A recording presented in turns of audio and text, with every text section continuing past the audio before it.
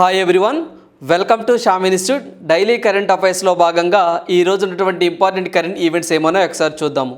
So ఎవరైతే మనకి ఈ కాంపిటేటివ్ ఎగ్జామ్స్కి ప్రిపేర్ అవుతున్న అభ్యర్థులు ఎవరైతే ఉన్నారో సో మీరు ప్రతిరోజు కూడా 1 అవర్ కరెంట్ అఫైర్స్ కేటాయించండి. ఇది మనం ప్రతిరోజు చెప్తూనే ఉంటాము. సో ఎక్కడా కూడా మీరు ప్రిపరేషన్ ఆపవద్దు, కంటిన్యూ చేయండి, చివరి వరకు పోరాడండి. అదేవిధంగా మనం ఏమైతే ఈ యొక్క కరెంట్ అఫైర్స్కి సంబంధించి వీడియోస్ రూపంలో మీ ముందుకు తీసుకురావడం జరుగుతుందో వీడియోను చివరి వరకు చూడండి. సో చివరి వరకు చూసి సో ఖచ్చితంగా నోట్స్ తయారు చేసుకోండి. మీకు ఒక్కొక్క వీడియో నుంచి కనీసం 40 to 50 అడిషనల్ పాయింట్స్ అనేవి మీకు రావడం జరుగుతుంది. సో ఇలాంటివన్నీ మీకు మెయిన్స్ పాయింట్ ఆఫ్ వ్యూలో రానున్న పోటీ పరీక్షల్లో యూజ్ఫుల్గా ఉంటాయి. సో ఈరోజు మనం ఫస్ట్ కరెంట్ అఫైర్ చూసినట్లయితే వరల్డ్ ఎన్విరాన్మెంట్ డే 2023 అని చెప్పేసి ఈరోజు ప్రధానంగా మీకు తెలిసిందేనండి. ఏదైతే మనము జూన్ 5వ తారీఖున ఎన్విరాన్మెంట్ డేని సెలబ్రేట్ చేసుకుంటూ ఉంటాం. దగ్గరగా అన్ని ఏదైతే యుఎన్ఓలో ఉన్న సభ్య దేశాలు మొత్తం కూడా ఈరోజు ఏదైతే మనకి ఎన్విరాన్మెంట్ డే అని చెప్పి సెలబ్రేట్ చేసుకుంటాయి. సో దీంట్లో భాగంగా మనము ఆ డేట్ గుర్తుంచుకోవాలి, దాంతోపాటుగా దాని థీమ్ ఎప్పుడో కూడా గుర్తుంచుకోవాలి. సో దీంతో భాగంగా కొంత కాన్సెప్ట్ కూడా చూద్దామండి. సో మనకి వరల్డ్ ఎన్విరాన్మెంట్ డే ఎప్పుడు అంటే జూన్ అండి. సో మనకి జూన్ 5వ తారీఖు. సో ఈ రోజే. అదేవిధంగా ఇక్కడ మనం చూసినట్లయితే ఈ యొక్క వరల్డ్ ఎన్విరాన్మెంట్ డేని జనరల్ అసెంబ్లీ వాళ్ళు సో మనకి ఆ యొక్క ఫ్రేమ్ చేసి ఎవరి ఆధ్వర్యంలో ఈ డేని సెలబ్రేట్ చేస్తారు అంటే యుఎన్ఈపి అండి, అంటే యునైటెడ్ నేషన్ ఎన్విరాన్మెంట్ ప్రోగ్రామ్ అని చెప్పేసి అంటాము. వీళ్ళ ఆధ్వర్యంలో కండక్ట్ చేస్తారు. ఇది 1972లో ఎస్టాబ్లిష్ చేశారండి ఈ యొక్క సంస్థ. ఆ తర్వాత మనకి ఫస్ట్ ఎప్పుడు ఈ యొక్క మనం ఎన్విరాన్మెంట్ డే సెలబ్రేట్ చేసుకుంటున్నాము అంటే 1973 జూన్ 5 నుంచి మనము ఈ యొక్క ఎన్విరాన్మెంట్ డేని సెలబ్రేట్ చేసుకుంటున్నాం. దాంతోపాటుగా దీని థీమ్ చూద్దామండి. అంటే 2023కి సంబంధించి థీమ్ చూసినట్లయితే సొల్యూషన్స్ టు ప్లాస్టిక్ పొల్యూషన్ అనేది దీని యొక్క థీము. గుర్తుంచుకోండి, సొల్యూషన్స్ టు ప్లాస్టిక్ పొల్యూషన్ అనేది దీని థీమ్గా ఉంది. అదేవిధంగా ఈ సంవత్సరం 50వ ఎన్విరాన్మెంట్ డే అండి. సో మనకి 50వసారి అంటే 15th అనమాట. సో ఈ 15th ఈవెంట్ అనేది ఏ కంట్రీ హోస్ట్ చేస్తుందంటే కోట్ డి ఐవరీ అనే కంట్రీ హోస్ట్ చేస్తుంది. సో ఎవరి భాగస్వామ్యంతో అంటే నెదర్లాండ్ వాళ్ళ భాగస్వామ్యంతో సో మనకి 50వ world environment day Cote d'Ivoire అనే కంట్రీ సెలబ్రేట్ చేస్తుంది, అంటే ఆ కంట్రీ హోస్ట్ చేస్తుంది అని చెప్పేసి గుర్తుంచుకోండి 2023కి సంబంధించి. సో ఇక్కడ మనం ఓవరాల్గా ఒక 5 పాయింట్లు కవర్ చేసామండి. సో ఏదైతే మనకి వరల్డ్ ఎన్విరాన్మెంట్ డే ఎప్పుడు సెలబ్రేట్ చేసుకున్నామంటే జూన్ 5వ తారీఖు ప్రతి సంవత్సరం చేస్తాము. దాంతోపాటుగా దాని థీమ్ ఏంటి అంటే సొల్యూషన్స్ టు ప్లాస్టిక్ పొల్యూషన్ అని దాని థీమ్గా ఉంది. సో ఎవరు దాన్ని కండక్ట్ చేస్తారంటే యునైటెడ్ నేషన్ ఎన్విరాన్మెంట్ ప్రోగ్రామ్ వాళ్ళు. ఏ సంవత్సరం నుంచి చేస్తున్నారు? 1973 నుంచి. దాంతోపాటుగా ఈ సంవత్సరం 50వ వరల్డ్ ఎన్విరాన్మెంట్ డేని హోస్ట్ చేస్తున్న కంట్రీ ఏంటి అంటే కోస్ట్ డి ఐవరీ. ఎవరి కంట్రీ వాళ్ళ సహకారంతో? నెదర్లాండ్ వాళ్ళ కంట్రీ సహకారంతో. అంటే ఈ 2 కంట్రీస్ పార్టిసిపేట్ చేస్తున్నాయి. సో ఎక్కడ జరగబోతుందంటే కోస్ట్ డి ఐవరీ అక్కడ వాళ్ళు హోస్ట్ చేయబోతున్నారు అని గుర్తుంచుకోండి 2023కి సంబంధించి. సో వీటితో పాటుగా నరేంద్ర మోదీ గారు ఒక కార్యక్రమాన్ని శ్రీకారం చుట్టారండి. లైఫ్ అని చెప్పేసి ఇక్కడ మనం ఖచ్చితంగా గుర్తుంచుకోవాలి. LIFE లైఫ్ అని చెప్పేసి ఒక కార్యక్రమాన్ని COP26 అంటే కాన్ఫరెన్స్ ఆఫ్ పార్టీస్ అని చెప్పి జరుగుతుంది. దాంట్లో ప్రతిపాదన చేశాడు. అయితే మనకి లాస్ట్ ఏదైతే మనకి గుజరాత్లో అండి నరేంద్ర మోదీ గారు గుజరాత్లో కావడి అనే ప్లేస్లో అండి లైఫ్ అనే ఒక కార్యక్రమానికి శ్రీకారం చుట్టాడు. ఈ లైఫ్ అనే కార్యక్రమానికి శ్రీకారం చుట్టే కార్యక్రమం అదే రోజే మనకి UNO secretary general Antonio Guterres గారు కూడా ఈ యొక్క కార్యక్రమానికి హాజరయ్యారు. అంటే ఈ యొక్క లైఫ్ అంటే అబ్రివేషన్ ఏంటి, అసలు లైఫ్ ఎక్కడ ప్రారంభించారు, ముఖ్య అతిథిగా ఎవరు వచ్చారనే పాయింట్ ఎగ్జామ్ పాయింట్ ఆఫ్ ఇక్కడ లింక్ చేసుకొని చదువుకోవాలి. సో ఇక్కడ లైఫ్ అంటే లైఫ్ స్టైల్ ఫర్ ఎన్విరాన్మెంట్ అని చెప్పేసి పూర్తిగా అబ్రివేషన్ అండి. దీని ఫుల్ ఫామ్ ఏంటంటే లైఫ్ స్టైల్ ఫర్ ఎన్విరాన్మెంట్ అనేది ఫుల్ ఫాము. దీన్ని ఎక్కడ ప్రారంభించారంటే గుజరాత్ కావడి అనే ప్లేస్లో ప్రారంభించారు. ఎవరు ప్రారంభించారు? నరేంద్ర మోదీ గారు ప్రారంభించారు. సో దానికి చీఫ్ గెస్ట్గా ఎవరు వచ్చారు? UNO secretary general Antonio Guterres. So ఇక్కడ దాకా మీకు అర్థమైందండి. ఇప్పుడు దీనికి సంబంధించి ఇది ఎందుకు సార్ అంటే సో మానవుల మానవులంతా అంటే మనుషులంతా ప్రకృతితో మమేకమై బతకాలి. అంటే అడవులను కాపాడుకోవటం, గ్లోబల్ వార్మింగ్ని తగ్గించుకోవడం, ప్లాస్టిక్ని తగ్గించుకోవడం, ఇంధనాన్ని పొదుపుగా వాడుకోవటం, ఇలాంటివన్నీ అంటే మనం ప్రకృతి మమేకమై బతకాలే తప్ప సో ప్రకృతికి విరుద్ధంగా బ్రతకకూడదు. సో దానివల్ల మానవుడు అనేక కష్టాలు పడతాడు, అలా ఉండకూడదు అని చెప్పేసి న్యాచురాలిటీకి దగ్గరగా బతకాలి అని చెప్పేసి ఓవరాల్గా లైఫ్ స్టైల్ ఫర్ ఎన్విరాన్మెంట్ కార్యక్రమం యొక్క ముఖ్య ఉద్దేశం.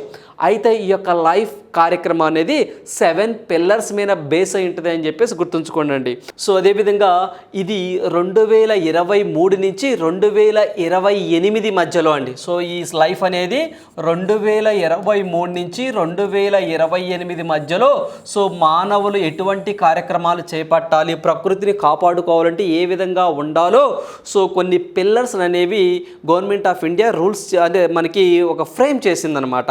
సో ఈ టెన్యూర్ కూడా గుర్తుంచుకోండి. లైఫ్ స్టైల్ ఫర్ ఎన్విరాన్మెంట్ యొక్క టెన్యూర్ అంటే 2023 నుంచి 2028 వరకు మానవుడు ఎటువంటి కార్యకలాపాలు చేయాలి, ప్రకృతిలో మమేకం అవడానికి, ఈ యొక్క గ్లోబల్ వార్మింగ్ తగ్గించడానికి, ఉష్ణోగ్రతలు పెరగకుండా ఉండడం కోసం అని చెప్పేసి మనకి ఈ యొక్క కార్యక్రమం చెప్తుంది. దీంట్లో మొత్తం 7 పిల్లర్స్ ఉంటాయి. దాంట్లో మళ్ళీ సబ్ టాపిక్స్ కింద మొత్తం 75 ఇష్యూస్ ఉంటాయండి.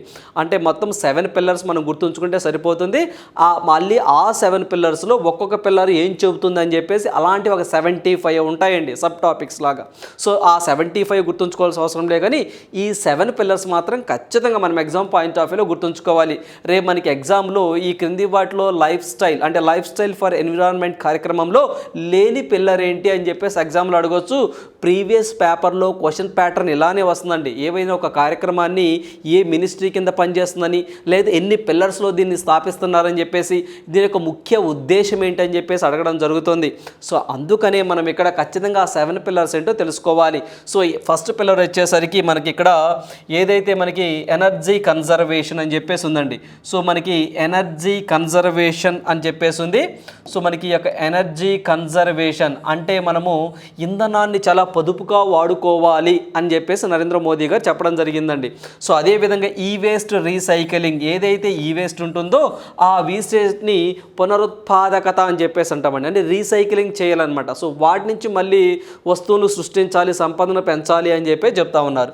అదేవిధంగా జీరో వేస్ట్, పూర్తి యొక్క వేస్ట్ని తొలగించాలి అని చెప్పేసి సస్టైనబుల్ ఫుడ్ సిస్టమ్ అంటే మంచి ఒక ఫుడ్ సిస్టమ్ని అంటే ఒక మంచి ఆహార గొలుసుగా ఉన్నటువంటి సిస్టమ్ని ఏర్పాటు చేసుకోవాలని, అంటే జనరల్గా ఏవైతే ఇప్పుడు మిల్లెట్స్ అని చెప్పేసి అంటున్నామండి, అంటే రాగులు, సజ్జలు, జొన్నలు వీటి యొక్క వాడకం పెరగాలి, సో న్యూట్రియంట్స్ లెవెల్ పెరగాలని చెప్పేసి మోడీ గారు చెప్తున్నారు కదండి. ఇవన్నీ దీంట్లోకి వస్తాయి. అదేవిధంగా వాటర్ కన్జర్వేషన్ అంటే నీటిని చాలా పొదుపుగా వాడుకోవాలి అని చెప్పేసి పిల్లర్ కూడా ఉంది. అదేవిధంగా 6th వన్ వస్తే సింగిల్ యూజ్ ప్లాస్టిక్ రిడక్షన్ అంటే ఏదైతే ఒక్కసారి వాడి పడేసేటువంటి ప్లాస్టిక్ ఏదైతే ఉంటుందో దాన్ని వాడకాన్ని తగ్గించాలి అని చెప్పేసి దీని యొక్క థీమ్గా ఉంది, ఒక పిల్లర్గా ఉంది. అదేవిధంగా హెల్దీ లైఫ్ స్టైల్ అంటే మంచి ఆరోగ్యకరమైనటువంటి ఈ యొక్క జీవన విధానానికి మనం అలవాటు పడాలి అని చెప్పేసి పిల్లర్ ఉందండి. ఈ 7 పిల్లర్స్ మీరు ఖచ్చితంగా నోట్స్ తయారు చేసుకోవాలి. సో జనరల్గా ఎక్కువగా ఎక్కడి నుంచి ఎగ్జామ్ ఎక్కువగా ఫోకస్ చేయడానికి ఆస్కారం ఉంటుంది. లైఫ్ అంటే అబ్రివేషన్, ఇంకొకసారి చెప్తున్నానండి లైఫ్ గురించి. లైఫ్ని నరేంద్ర మోదీ గారు కాన్ఫరెన్స్ ఆఫ్ పార్టీస్ COP26 ఒక సమావేశంలో ప్రతిపాదన తీసుకురావడం జరిగింది. సో మనకి రీసెంట్గా నరేంద్ర మోదీ గారు గుజరాత్లోని కావడి అనే ప్లేస్లో లైఫ్ అనే ఒక కార్యక్రమానికి శ్రీకారం చుట్టారు. లైఫ్ అంటే ఫుల్ ఫామ్ ఏంటి అంటే లైఫ్ స్టైల్ ఫర్ ఎన్విరాన్మెంట్. ఈ కార్యక్రమాన్ని ప్రారంభించినప్పుడు ముఖ్య అతిథిగా UNO secretary general Antonio Guterres గారు రావడం జరిగింది. దీని యొక్క టెన్యూర్ అంతా 2023 నుంచి 2028 వరకు. ఈ మధ్యకాలంలో సో మన భారతదేశంలో వ్యక్తులు ఇలాంటివి పాటించాలి. ఒక వ్యక్తులు కానీ, సంస్థలు కానీ, ఆర్గనైజేషన్లు కానీ ఇవి పాటిస్తే సో మనకి ఏదైతే మనకి గ్లోబల్ వార్మింగ్ తగ్గి అంటే ఉష్ణోగ్రతలు తగ్గి సో మనకి పర్యావరణానికి అనుకూలంగా ఉంటుందని చెప్పేసి మోడీ గారు చెప్పడం జరిగింది. దాంట్లో భాగంగానే మొత్తం 7 పిల్లర్స్ ఉంటాయి. 7 పిల్లర్స్తో పాటుగా మొత్తం 75 గోల్స్ ఉంటాయి. ఈ 75 అవసరం లేదు, కానీ ఆ 7 పిల్లర్స్ మనం తెలుసుకోవాలి. ఆ 7 పిల్లర్సే ఎనర్జీ కన్జర్వేషన్, ఈ waste recycling, zero waste and sustainable food system and water conservation, single use plastic reduction, health life style అనేవి 7 పిల్లర్స్ అని చెప్పేసి గుర్తుంచుకోండి. This is all about life style. So అంటే ఎన్విరాన్మెంట్ డే చదివేటప్పుడు దీన్ని లింక్ చేసుకొని చూసుకొని చదువుకోవాలి. అదేవిధంగా మనకి కాన్ఫరెన్స్ ఆఫ్ పార్టీస్ అని చెప్పేసి జరుగుతుందండి. సో నెక్స్ట్ ఇయర్ ఎక్కడ జరగబోతుందంటే మనకి దుబాయ్లో జరగబోతుందని చెప్పేసి గుర్తుంచుకోండి, సరిపోతుంది. రైట్. సో నెక్స్ట్ వన్ చూద్దాము. సో నెక్స్ట్ వన్ చూసినట్లయితే ఏపీ స్థానం వెరీ గుడ్. సో మనకి గుడ్లు ప్రొడక్షన్లో అంటే మనకి ఎగ్ అంటాం కదండి, ఆ ఎగ్స్లో ఆంధ్రప్రదేశ్ మొదటి స్థానంలో ఉందని చెప్పేసి ఆంధ్రప్రదేశ్ మరోసారి వార్తల్లో రావడం జరిగిందండి. సో నిన్న మనం డిస్కస్ చేసామండి. నిన్న ఏమని డిస్కస్ చేసాం మనం? పాల ప్రొడక్షన్, పాలు గురించి మాట్లాడుకున్నామండి. ఏదైతే మనకు సంబంధించి కేంద్ర పశు సంవర్ధక మంత్రిత్వ శాఖ 2021-22లో జరిగినటువంటి మార్పులు పాల ప్రొడక్షన్లో అంటే ఒక సర్వే రావడం జరిగిందని చెప్పేసి, సో ఇది కేంద్ర పశు సంవర్ధక మంత్రిత్వ శాఖ సర్వే 2022 అని చెప్పేసి నిన్న మిల్క్ గురించి చెప్పామండి. మిల్క్ ప్రొడక్షన్లో ఆంధ్రప్రదేశ్ స్థానము 5వ స్థానంలో ఉంది, తలసరి లభ్యతలో 4వ స్థానంలో ఉంది అని చెప్పేసి మనం డిస్కస్ చేసుకోవడం జరిగింది నిన్నటి కరెంట్ అఫైర్స్లో. సో ఎవరైనా ఒక్కసారి ఆ వీడియో చూడని వాళ్ళు చూడండి, నోట్స్ తయారు చేసుకోండి. నిన్ను పాలు గురించి చెప్పడం జరిగింది.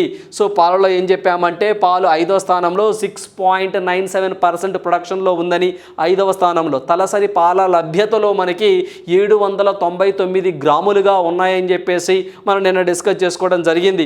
అదేవిధంగా 49వ పాడి పరిశ్రమ సదస్సు అనేది గుజరాత్లో గాంధీనగర్లో జరిగిందని, దానికి అమిత్ షా గారు అటెండ్ అయ్యారని చెప్పేసి, దాంట్లో భాగంగానే ప్రజెంట్ భారతదేశం 22 కోట్ల టన్నుల పాలను ఉత్పత్తి చేస్తుందని, 2023-24 సంవత్సరానికల్లా దాని ప్రొడక్షన్ 33 కోట్ల టన్నులుగా ఆ పాలను మనం పెంచాలి అని చెప్పేసి నిన్న కరెంట్ ఈవెంట్స్లో చెప్పడం జరిగింది.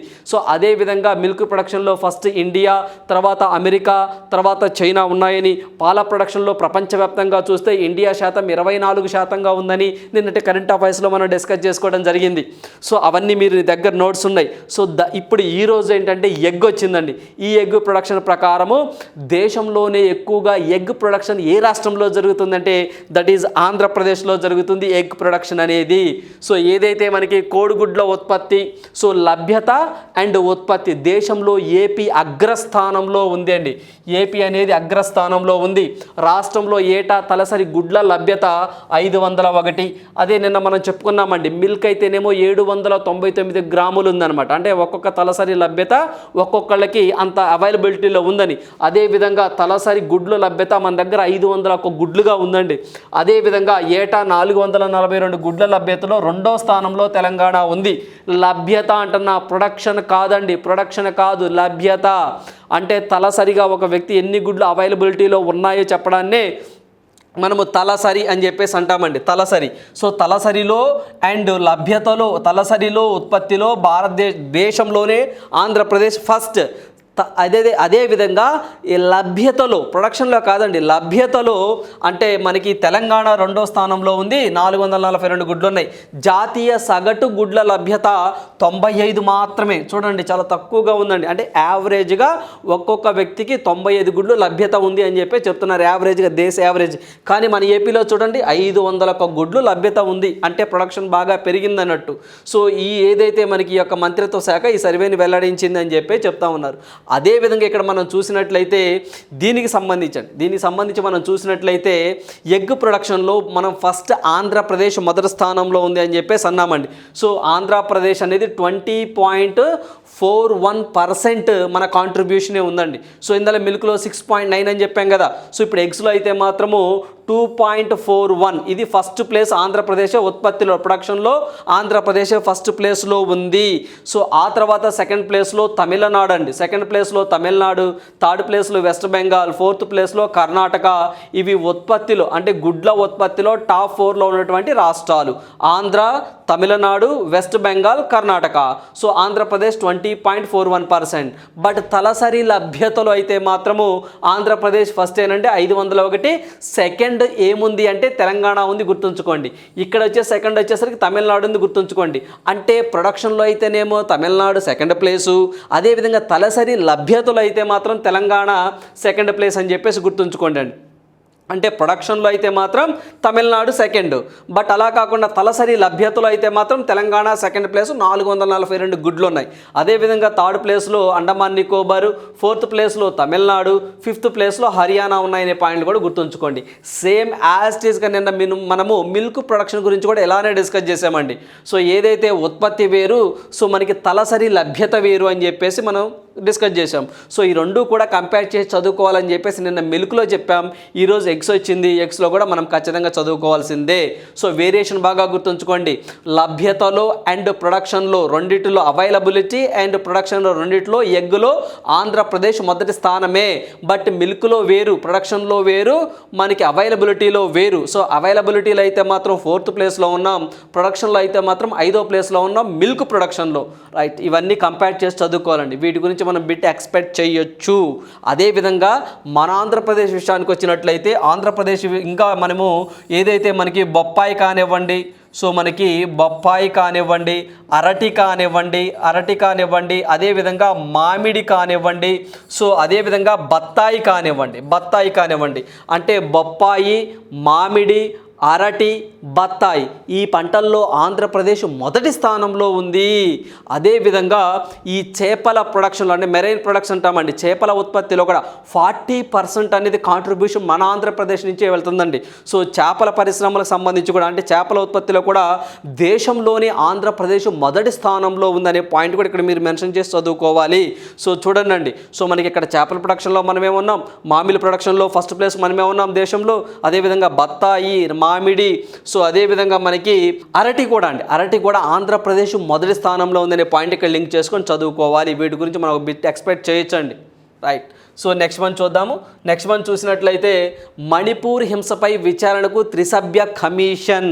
సో మీ అందరికీ తెలిసిందేనండి, మణిపూర్లో అర్లలు జరుగుతున్నాయండి. అక్కడ మైతేయి అనే ఒక కమ్యూనిటీ, సో ఆ కమ్యూనిటీకి ఎస్టీ హోదా ఇవ్వాలని ప్రపోజల్ చేస్తే ఆల్రెడీ ఎస్టీ హోదా అనుభవిస్తున్నటువంటి నాగా అండ్ కూకీ ట్రైబ్స్ వాళ్ళకి ఎస్టీ హోదా ఇవ్వకూడదు అని చెప్పేసి కొంత చిన్న ఒక ఆందోళన చేశారండి. ఆ ఆందోళన చిలికి పెద్దదై రెండు గిరిజనులకు మధ్య, అంటే రెండు ట్రైబ్స్కి మధ్య గొడవలుగా మారి అక్కడ హింసాత్మకంగా ప్రాణాలు కోల్పోయే పరిస్థితి ఉంది ఇప్పుడు అక్కడ.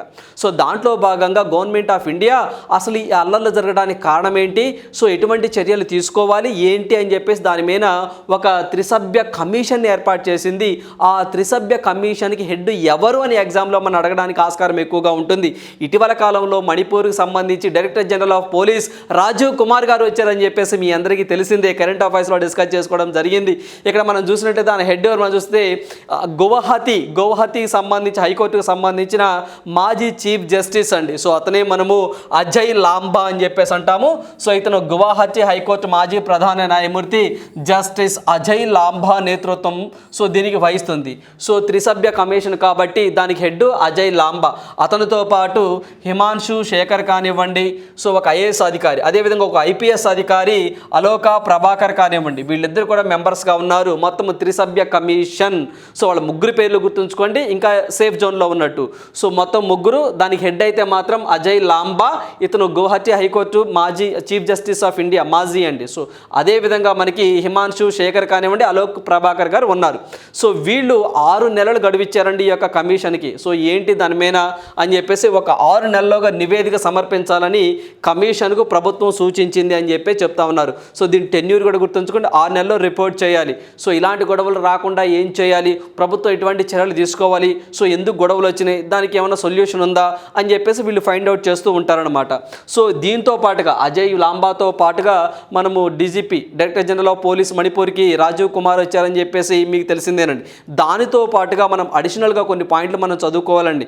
ఏంటి సార్ అంటే మణిపూర్కి సంబంధించి మనము మణిపూర్ ఉక్కు మహిళ అంటామండి. సో మణిపూర్ ఉక్కు మహిళ అని చెప్పేసి ఒక ఆమెకి పేరుంది. ఆమె ఇరామ్ చాను షర్మిల. సో మనకి ఇరోమ్ చాను షర్మిల అని చెప్పేసి ఒక ఆమె ఉందండి. ఈమె వచ్చేసరికి ఏదైతే మణిపూర్లో సంబంధించి ఆర్మ్డ్ స్పెషల్ ఫోర్స్ యాక్ట్ అని చెప్పేసి 1958 మీ అందరికి ఐడియా ఉండే ఉంటుందండి. సో ఈ యొక్క చట్టాన్ని రద్దు చేయాలి అని చెప్పేసి దగ్గరగా 14 సంవత్సరాలు అండి, దగ్గర 14-15 సంవత్సరాలు ఆమె పోరాటం చేసిన సందర్భాలు ఉన్నాయి. సో అందువల్ల ఆమెని ఐరన్ లేడీ ఆఫ్ మణిపూర్ అని చెప్పేసి అంటారు. ఇరోమ్ చాన్ షర్మిల ఆమె పేరండి. సో ఆమె కూడా ఇక్కడ మనం గుర్తు గుర్తుంచుకోవాలి, Irom Chanu Sharmila iron lady of Manipur అని చెప్పేసి అంటాం. ఆమె 1958 సో ఈ యొక్క సాయుధ బలగాల చట్టాన్ని తీసేయాలని చెప్పేసి ఆమె పోరాటం చేసే సందర్భాలు ఉన్నాయి. సో అదేవిధంగా మణిపూర్ అనగానే మీకు ఇంకొక ఆమె కూడా గుర్తు రావాలండి, మేరీ కోమ్ అని చెప్పేసి, ఈమె కూడా ఒక బాక్సర్ అని చెప్పేసి కూడా మీరు గుర్తుంచుకోవాలి. సో వీటితో పాటుగా ఇటీవల కాలంలో కొన్ని కమిటీస్ అనేవి గవర్నమెంట్ ఆఫ్ ఇండియా ఎస్టాబ్లిష్ చేసినాయి. ఆ కమిటీస్ ఏంటో ఇక్కడ మనం డిస్కస్ చేద్దామండి. వీటితో పాటు లింక్ చేసుకొని చదవాల్సినటువంటి కొన్ని కమిటీస్ చూడండి. మనము ఈ కమిటీ చెప్పినప్పుడు దీంతో పాటుగా ప్రీవియస్లో ఏమైనా జరిగినాయి అని చెప్పేసి మళ్ళీ మీకు గుర్తు చేసే ప్రయత్నం చేస్తూ ఉన్నామండి. సో ఏ రోజుకి ఆ రోజు కాకుండా ప్రీవియస్లో ఏం జరిగింది, ప్రజెంట్ ఏం జరుగుతుంది, ఫ్యూచర్లో ఏం జరగడానికి ఆస్కారం ఉంది అని చెప్పేసి మనం కరెంట్ అఫైర్స్ అనేవి లింక్ చేస్తూ చెప్తూ ఉన్నాం. సో ఇక్కడ మనకి డివై చంద్రచూడ్ కమిటీ కానివ్వండి, బాలకృష్ణన్ కమిటీ కానివ్వండి, సోమనాథ్ కమిటీ కానివ్వండి, రాజీవ్ గౌబా కమిటీ కానివ్వండి, మేరీ కోమ్ కమిటీ కానివ్వండి, అశ్విని వైష్ణవ్ కమిటీ కానివ్వండి, అదేవిధంగా సంజయ్ అగర్వాల్ కమిటీ కానివ్వండి, మహాలింగ కమిటీ కానివ్వండి, సప్రే కమిటీ కానివ్వండి, ఈ కమిటీలన్నీ ఇటీవల కాలంలో వార్తల్లోకి వచ్చాయి. సో ఎందుకు ఒక్కొక్క కమిటీ గురించి మనం ఇక్కడ మాట్లాడుకుందాం మిత్రమా. సో ఖచ్చితంగా ఇలాంటి కమిటీస్ గురించి మనం ఒక బిట్ ఎక్స్పెక్ట్ చేయొచ్చు. సో మనకి డివై చంద్రచూడ్ కమిటీ గురించి మనం చూసినట్లయితే ఇతర ప్రజలు మనకి చీఫ్ జస్టిస్ ఆఫ్ ఇండియాగా చేస్తూ ఉన్నారు, 50వ చీఫ్ జస్టిస్ ఆఫ్ ఇండియా, ఇతర మహారాష్ట్రకు సంబంధించిన వ్యక్తి.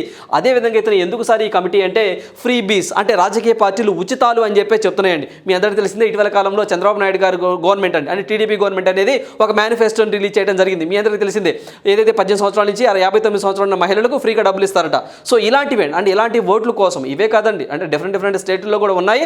బట్ ఎక్కువగా మీరు చూస్తే ఏమన్నారు, గెలిస్తే మేము టీవీలు ఇస్తాం, లేకపోతే ఒక ఎకరం బలం ఇస్తాం, ఒక ఎకరం అంటే బంగారం ఇస్తాం అని చెప్పేసి ఇలా ఓటర్ను మభ్యపెడుతూ ఉన్నటువంటి పొలిటికల్ పార్టీస్ కొన్ని ఉన్నాయి. ఇటీవల కాలంలో మనం చూస్తూ ఉన్నామండి. సో దీనికి సంబంధించి చూసినట్లయితే పొలిటికల్ పార్టీస్ ఉచితాలు ఇవ్వకూడదు అని చెప్పేసి ఇది ఇలా ఉచితాలు ఇవ్వడం వల్ల ఆర్థిక వ్యవస్థకు ఇబ్బంది జరుగుతుందని చెప్పేసి సుప్రీంకోర్టు ఆఫ్ ఇండియా మొట్టికాయలు వేయడం జరిగిందండి. సో దీని మీద ఎలక్షన్ కమిషన్ ఆఫ్ ఇండియా కూడా ఎక్స్ప్లెనేషన్ ఇచ్చింది. సార్ దీన్ని మేమేం చేయలేదండి, దీనికి ఏదైతే ఫైనాన్స్ కమిషన్ కానివ్వండి, చీఫ్ జస్టిస్ ఆఫ్ ఇండియా దానికి సంబంధించి కానివ్వండి, అదేవిధంగా మనకి సెంటర్లో మోడీ గవర్నమెంట్ కానివ్వండి, సో వీళ్ళందరూ కూర్చొని ఒక మాట మీద ఏంటి దీని మీద ఏం తీసుకుందాం ఏంటి, సో ఎలా చేద్దాము, ఇలాంటి ఉచితాలు ఇవ్వకుండా ఇలాంటి అడ్డుకట్ట వేయాలని చెప్పేసి ఒక కమిటీని వేశారు. అంటే రాజకీయ పార్టీలు ఉచిత హామీలు ఇవ్వకుండా ఏం చేద్దామని చెప్పేసి ఒక కమిటీ వేశారు. ఆ కమిటీకి హెడ్ ఎవరంటే ఇంగ్లీష్లో దాన్ని మనం ఫ్రీ బీస్ అని చెప్పేసి అంటామండి. దాని మీద వేసిన కమిటీ ఏంటంటే డివై చంద్రచూడ్ కమిటీ అని చెప్పేసి మనం గుర్తుంచుకోవాలి.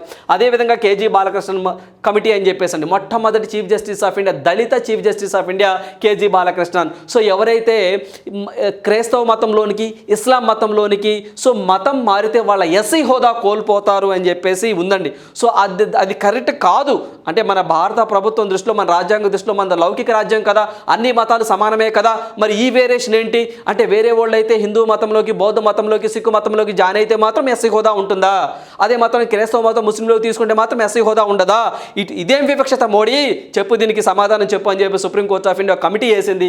ఆ కమిటీ కేజీ బాలకృష్ణన్ కమిటీ అని చెప్పేసి గుర్తుంచుకోండి. అదేవిధంగా TV Somanathan committee, so national pension system. So present అంతా ఇప్పుడు మనము కొత్త పెన్షన్ సిస్టాన్ని అవలంబిస్తూ ఉన్నాయండి కొన్ని రాష్ట్రాలు. ఇవి మాకు నచ్చట్లేదు అని చెప్పేసి సో చాలామంది ఉద్యోగులు దాని మీద కొంత ఎగనెస్ట్గా ఉన్నారు. సో దాని గురించి సంబంధించి మాకు ఓల్డ్ పెన్షన్ సిస్టమే కావాలని చెప్పి చెప్తా ఉన్నారు. సో దీనికి సంబంధించి గవర్నమెంట్ ఆఫ్ ఇండియా దాంట్లో ఉన్నటువంటి ప్లస్లు ఏంటి, మైనస్లు ఏంటి, ఏం చేస్తే మనకి న్యూ పెన్షన్ సిస్టమ్ బాగుంటుంది, వాళ్ళ ఉద్యోగులు సంతృప్తి చెందుతారు అని దాని మీద ఒక కమిటీ వేశారు. అదేవిధంగా మనకి TV Somanathan committee national pension system అనొచ్చు. సో దాని మీద వేసిన కమిటీ. అదేవిధంగా రాజీవ్ గౌబా కమిటీ అని చెప్పేసి ఉందండి. సో దీనికి సంబంధించి మిషన్ కర్మయోగి అని చెప్పేసి దీని మీద వేశారు. ఏంటి సార్ ఈ మిషన్ కర్మయోగి అంటే ఎవరైతే గవర్నమెంట్ ఉద్యోగులు ఉంటారో వాళ్ళకి ఆ యొక్క రంగాలలో స్కిల్స్ని అంటే వాళ్ళని ఇంకొంచెం విధంగా మోడిఫై చేసి స్కిల్స్ని ఏ విధంగా వాళ్ళు డెవలప్మెంట్ చేయాలని చెప్పేసి మిషన్ కర్మయోగి అనే ఒక పోర్టల్ తెచ్చారు. ఆ పోర్టల్ ద్వారా ఆన్లైన్లో వాళ్ళకి స్కిల్స్ నేర్పిస్తూ ఉంటారు. దాని మీద ఏంటి అని చెప్పేసి రాజీవ్ గౌబా కమిటీ వేయడం జరిగింది. అదేవిధంగా మేరీ కోమ్ కమిటీ చూసినట్లయితే మనము బ్రిజ్ భూషణ్ శర్మ, వీడు వచ్చేసరికి రెజ్లింగ్ ప్రెసిడెంట్ అసోసియేషన్కి సంబంధించి ప్రెసిడెంట్గా ఉన్నాడు. మహిళల మీద లైంగిక వేధింపులు జరిపాడు అని చెప్పేసి ఇటీవల కాలంలో వార్తల్లోకి వచ్చినాయి. చూశారు మీరు రీసెంట్గా చూసినట్లయితే ఈ యొక్క క్రీడాకారులు అంటే మనకి కామన్వెల్త్ క్రీడల్లో గోల్డ్ పతాకాలు తీసుకొచ్చినటువంటి వ్యక్తులు నడి రోడ్డు మీద పడిన సందర్భాలు ఉన్నాయి. సో వీళ్ళ యొక్క మెడల్స్ అన్ని తీసుకెళ్లి గంగా నదిలో వేస్తామంటే రైతు సంఘాలు ఒప్పుకోలేదు, మళ్ళీ వెనక్కి తిరిగి వచ్చారు. సో ఇవన్నీ మీకు తెలిసిందే. దీనికి సంబంధించి ఒక బ్రిజ్ భూషణ్ శర్మని అరెస్ట్ చేయాలి అని చెప్పేసి దీని మీద భారీ ఎత్తున ప్రజలలో ఢిల్లీలో నిరసనలు తెలుపుతున్న సందర్భాలు చూస్తూనే ఉన్నాం. దీని మీద వేసిన కమిటీ మనకి మేరీ కోమ్ కమిటీ ఇటీవల కాలంలో తన యొక్క నివేదికను స్టీల్ కవర్లో పెట్టి పోలీసులకు చెప్పడం జరిగింది. బట్ ఇది ఇంకా రివీల్ అవ్వలేదు. సో దీనికి సంబంధించి మేరీ కోమ్ కమిటీ అని చెప్పేసి మనం గుర్తుంచుకోవాలి. అదేవిధంగా అశ్విని వైష్ణవ్ కమిటీ అని చెప్పేసి సెమీ కండక్టర్స్ అంటే భారతదేశంలోనే ఓన్గానే సెమీ కండక్టర్లు మనం తయారు చేసుకోవాలి అని చెప్పేసి దీని మీద సాధ్యాసాధ్యాలపై కమిటీ వేసింది అశ్విని వైష్ణవ్ కమిటీ. దీంతో పాటుగా చూసినట్లయితే మనము ఈ యొక్క సెమీ కండక్టర్స్ ఎక్కువగా మనము తైవాన్ నుంచి, చైనా నుంచి ఎక్కువగా దిగుమతి చేసుకుంటున్నాం.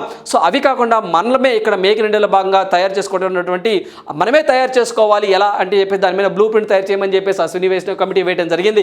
అదేవిధంగా సంజయ్ అగర్వాల్ కమిటీ చూసినట్లయితే మనము మినిమం సపోర్ట్ ప్రైస్, కనీస మద్దతు ధర అని చెప్పేసి అంటామండి. దీనికి సంబంధించి కూడా ఈ కనీస మద్దతు ధర ఎలా ఉండాలి, ప్రకృతి వైపు అంటే ప్రకృతి సేద్యం వైపు ఏ విధంగా రైతులను తీసుకెళ్ళాలి, వాళ్ళకి మినిమం సపోర్ట్ ప్రైస్ ఎంత ఉండాలి, మినిమం సపోర్ట్ ప్రైస్ ఏ పంటలకు ఇవ్వచ్చు, ఏ పంటలకు ఇవ్వకూడదు, ఇంకేమన్నా చేయొచ్చా, స్ట్రెంథెన్ చేయొచ్చా అని చెప్పేసి దాని మీద కమిటీ వేయడం జరిగింది. అదే సంజయ్ అగర్వాల్ కమిటీ. అదేవిధంగా జి మహాలింగం కమిటీ చూసినట్లయితే మనము ఏదైతే మనకి సెబీకి సంబంధించి security exchange board of India వాళ్ళండి. సో మౌలిక సదుపాయాలు ఇన్ఫ్రాస్ట్రక్చర్లో పెట్టుబడులు పెట్టేటువంటి సంస్థలు ఏ విధంగా ఉండాలి, సో ఏ విధంగా వాటిని స్ట్రెంథెన్ చేయాలని చెప్పేసి సెబీ వాళ్ళు మౌలిక సదుపాయాలపై ఒక కమిటీ వేయడం జరిగింది, మహాలింగం కమిటీ. అదేవిధంగా ఏం సప్రీక్ కమిటీ చూసినట్లయితే మనము రీసెంట్గా మనకి గౌతమ్ అదానీ మీద హిండెన్బర్గ్ రిపోర్ట్ అవడం జరిగింది. ఆ హిండెన్బర్గ్ సంబంధించి ఏంటి ప్లస్లు ఏంటి మైనస్లు ఏంటి, ఇది నిజంగా జరిగిందా లేదా అని చెప్పేసి సుప్రీం కోర్ట్ ఆఫ్ ఇండియా ఒక కమిటీ వేసింది. ఆ కమిటీకి హెడ్ 6 కమిటీ, సో ఒకటి మెంబర్కి సంబంధించి కమిటీ వేయడం జరిగింది. ఆ కమిటీకి హెడ్డే మనకి ఏఎం సప్రే కమిటీ అని చెప్పేసి మనం గుర్తుంచుకోవాలి మిత్రమా. ఇవన్నీ ఇటీవల కాలంలో రావడం జరిగింది. చూడండి, ఇంత కాన్సెప్ట్ మీ దగ్గర ఉన్నప్పుడు అంటే ఈ కమిటీ చదువుతున్నప్పుడు దీన్ని కూడా ఇక్కడ యాడ్ చేసుకోండి. సో మనకి మణిపూర్ అనగానే మీకు అజయ్ లాంబా అనే వ్యక్తి గుర్తు రావాలి అనే పాయింట్ ఇక్కడ మనం గుర్తుంచుకోవాలి. సో ఇలాంటి కమిటీస్ గురించి కూడా, సో అది ఏ కమిటీ ఏ మినిస్ట్రీ చేసింది, సో అదేవిధంగా ఆ కమిటీ హెడ్ ఎవరు, దాంట్లో ఉన్న సభ్యులు ఏమన్నా ఉంటే అందరూ కాకపోయినా కొంతమంది సభ్యులు అండి. సో ఇప్పుడు వీళ్ళు త్రిసభ్యం అన్నారు. సో ఇలాంటివి 2-3 ఉంటే ఖచ్చితంగా వాళ్ళ పేర్లు కూడా మనం చదువుకోవాల్సిన అవసరం ఎంతైనా ఉంది మన కాంపిటేటివ్ ఎగ్జామ్ దృష్ట్యా పాయింట్ ఆఫ్లో పెట్టుకుంటే. రైట్, ఇవన్నీ కూడా మీరు ఖచ్చితంగా నోట్స్ తయారు చేసుకోవాలి మిత్రమా. Right, thank you. Next one చూద్దాం. సో నెక్స్ట్ వన్ చూసినట్లయితే బీహార్లో గంగా నదిపై వంతెన కూల్చివేత అని చెప్పేసి ఈరోజు ప్రధానంగా న్యూస్ రావడం జరిగిందండి. సో కొన్ని న్యూస్ పేపర్లోనేమో దానంతట అదే కూలిపోయిందని చెప్పేసి, కొన్ని న్యూస్ పేపర్స్లోనేమో అధికారులే కావాలని చెప్పేసి దాన్ని కూల్చేశారని చెప్పేసి వదంతులు వచ్చినాయి. ఏమైతేనేం కూలిపోయింది కదా, సో ఆ కూలిపోయినప్పుడు ఆ వంతెన ఏ రాష్ట్రంలో ఉంది, ఏ బ్రిడ్జ్ మీద ఉంది ఏంటి అని చెప్పేసి చదువుకుంటే సరిపోతుంది. దీన్ని మనం చూసినట్లయితే బీహార్లోని ఏదే బాగల్పూర్ జిల్లాలో గంగా నదిపై నిర్మిస్తున్న అఘువాని సుల్తాన్ గంజ్ వంతెన అండి. ఆ వంతెన పేరు అఘువాని. సో మనకి అఘువాని సుల్తాన్ గంజ్ వంతెన అని చెప్పేసి అంటాం. సో అది అధికారులు అనేది, సో ఏదైతే అక్కడ దాని ఆకృతి బాగలేదని చెప్పేసి, సో నిర్మాణంలో కొంత లోపం ఉందని చెప్పేసి కూల్చివేశారు అని చెప్పేసి కొన్ని కథనాలు రావడం జరిగింది. కొన్ని ఏమో దానంతరం అదే కూలిపోయిందని చెప్పేసి కథనాలు రావడం జరిగిందండి. ఏదైతేనేం కూలిపోయింది కదా, సో అదే వచ్చేసరికి అంగువాని సుల్తాన్ గంజ్ అని చెప్పేసి గుర్తుంచుకోండి, బీహార్లో ఉంటుంది, బాగల్పూర్ జిల్లాలో ఉంటుంది. సో అదేవిధంగా ఈ యొక్క బీహార్ ప్రభుత్వం ఈ వంతెన నిర్మాణానికి 1717 కోట్లు కేటాయించిందని చెప్పేసి, సో దీన్ని 2015లో అప్పటి సీఎం నితీష్ కుమార్ గారు అండి, సో 2020లో శంకుస్థాపన చేశారండి. శంకుస్థాపన చేసిన ప్రారంభించిన తర్వాత 1715 కోట్లతో దాన్ని నిర్మిస్తూ ఉన్నారు. సగంలో దాని యొక్క డిజైన్ ఆకృతి బాగలేదని చెప్పేసి, అది కూలిపోవడానికి సిద్ధంగా ఉందని చెప్పేసి అధికారులు కూల్చివేశారని చెప్పేసి న్యూస్ రావడం జరిగింది. సో అందువల్ల మనము అంగువాని సుల్తాన్ గంజ్ వంతెన ఎక్కడ అంటే బీహార్ అని చెప్పేసి గుర్తుంచుకొని సరిపోతుంది.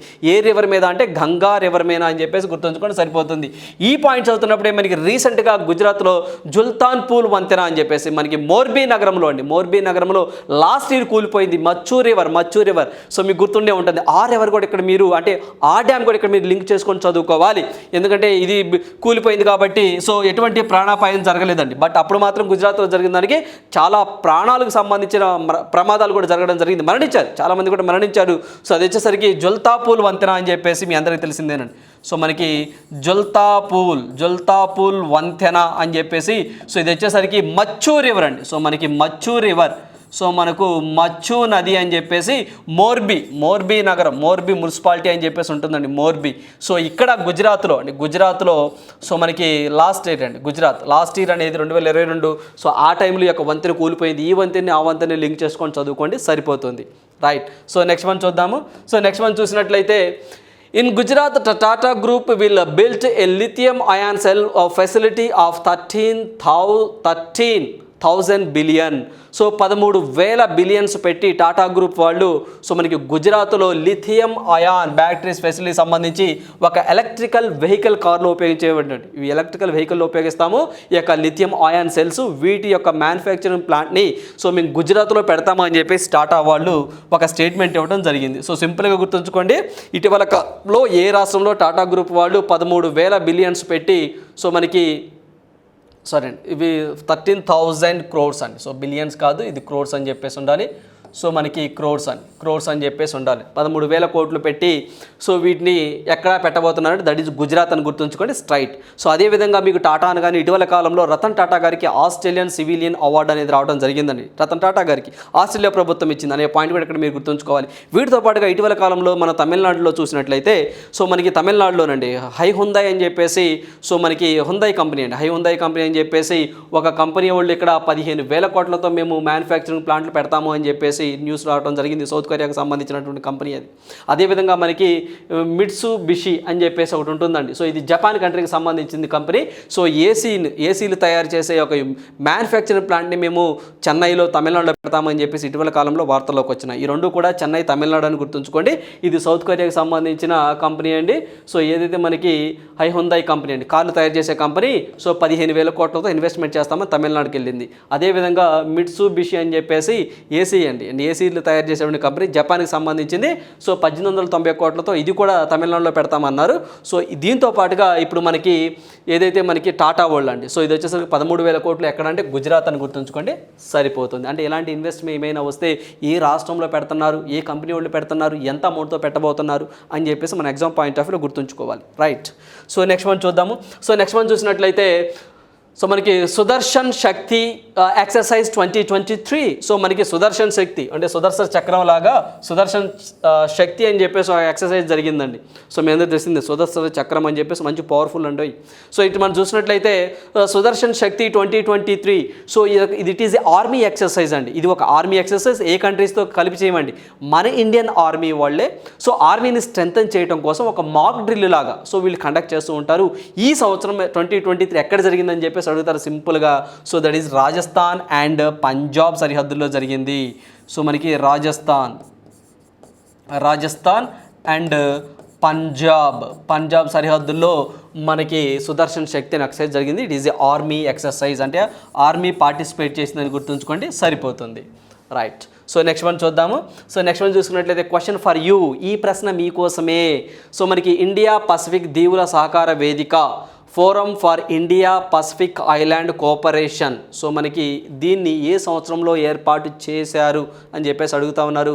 దీనికి సంబంధించిన కరెక్ట్ ఆన్సర్ వచ్చేసరికి 2014లో దీన్ని ఏర్పాటు చేయటం జరిగింది, రైట్. సో ఇవ్వండి ఈరోజు ఉన్నటువంటి ఇంపార్టెంట్ కరెంట్ అఫైర్స్. సో ప్రతి ఒక్క అభ్యర్థి కూడా మీ యొక్క విశ్వాసాన్ని, మీ యొక్క ప్రిపరేషన్ని సో ఎక్కడా కూడా కోల్పోవద్దండి. సో ఇప్పుడే మన విజేతలు ఎవరు ఎక్కడే డిసైడ్ అవుతూ ఉంటారు. చాలామంది సో ఎవరైతే యుద్ధం గెలవలేని వాళ్ళు సో సగంలో వెళ్ళిపోతూ ఉంటారు. చివరి వరకు యుద్ధంలో పోరాడిన వాడినే విజయం వరిస్తుందని చెప్పేసి చరిత్ర చెప్తున్న నిజం. So thank you, all the best for your exams.